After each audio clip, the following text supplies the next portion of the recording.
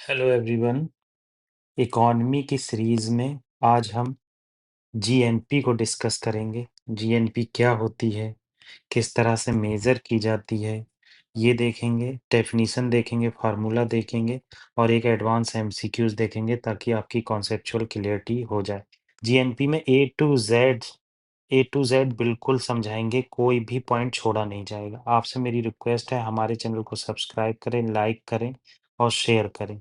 इस एसएलएस से क्या है, ये जो वीडियो है पुअर सेक्शन तक जा सकती है, क्योंकि जो यूट्यूब की एल्गोरिथम है उसमें क्या होता है, जितना ज़्यादा लोग लाइक और शेयर करते हैं उससे क्या होता है, लोगों तक पहुंचती है।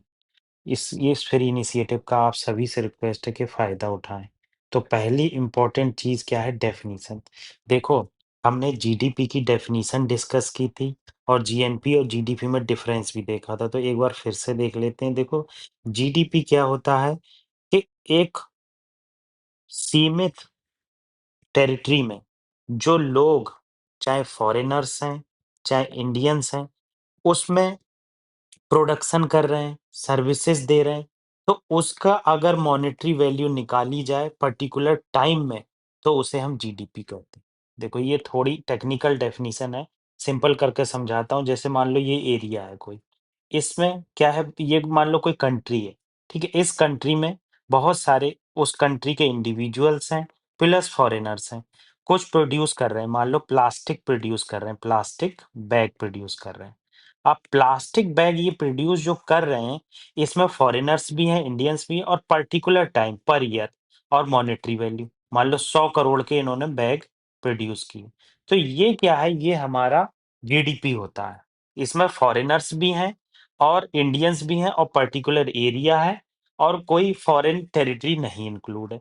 मगर जीडीपी जीएनपी में क्या होता है, ग्रॉस नेशनल प्रोडक्ट में आप देखोगे टोटल मॉनेटरी वैल्यू होती है ऑल गुड्स एंड सर्विसेज की produce by residence of country. मतलब आप चाहे आउटसाइड से प्रोड्यूस कर रहे हैं, चाहे इंडिया में प्रोड्यूस कर रहे हैं, आपकी जो मॉनेटरी वैल्यू है वो इंक्लूड होगी।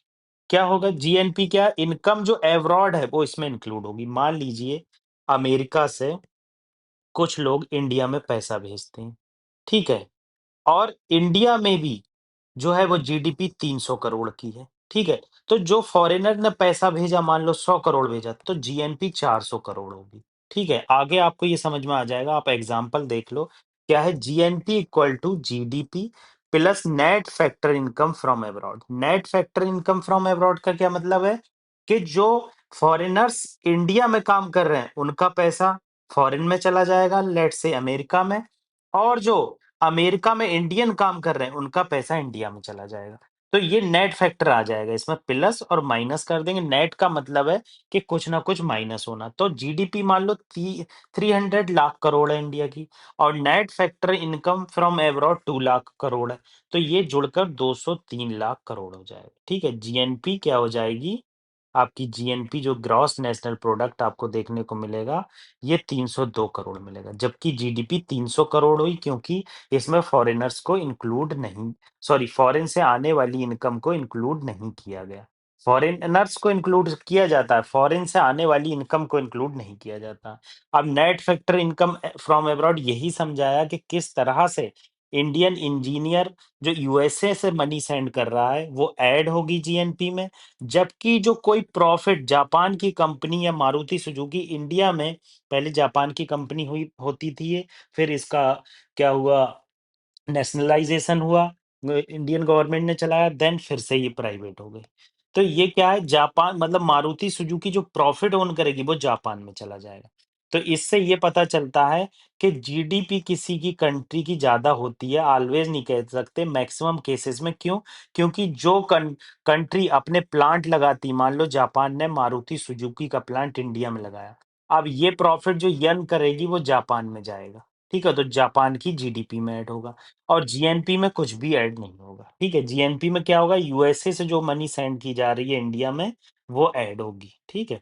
यही चीज़ यहाँ बताई। और indicator of residence economic strength, मतलब जो इंडिकेटर जो रेज़िडेंस मतलब जो फॉरेन से पैसा भेज रहे हैं, वो किसी भी कंट्री की इकोनॉमिक स्ट्रेंथ शो करता है। जैसे कि आयरलैंड की GNP is often smaller than GDP. क्यों स्मॉलर है? क्यों? इसका रीज़न है कि वहाँ पर बहुत सारी फॉरेन एमएनसी हैं जो ऑपरेट करती हैं और वो प्रॉफ़िट जो है अपना अब्रॉड भेज देती हैं। जैसे मान लो ये आयरलैंड है।